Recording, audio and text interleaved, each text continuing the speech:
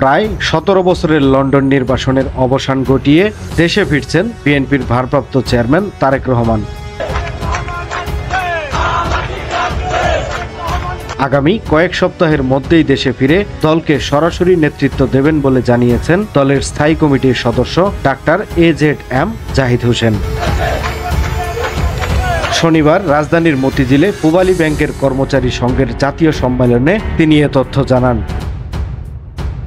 Doctor Zahid Hossain বলেন, জাতীয় নির্বাচনের বহু আগেই দেশে ফিরবেন তারেক রহমান। এ সময় তিনি আরও উল্লেখ করেন, নির্বাচন নিয়ে কোনো ষড়যন্ত্র সফল হবে না এবং আগামী ফেব্রুয়ারিতেই নির্বাচন অনুষ্ঠিত হবে। ছাত্র জনতার গণ অভ্যুত্থানে গত 5 আগস্টে আওয়ামী সরকারের পতনের পর তারেক রহমানের দেশে ফেরার পথ সুগম হয়। এরপর তিনি তার বিরুদ্ধে থাকা প্রায় সব মামলা থেকে অব্যাহতি পান। অন্তর্বর্তী সরকারের পক্ষ থেকেও তার দেশে ফেরার ক্ষেত্রে কোনো বাধা নেই বলে জানানো হয়েছে।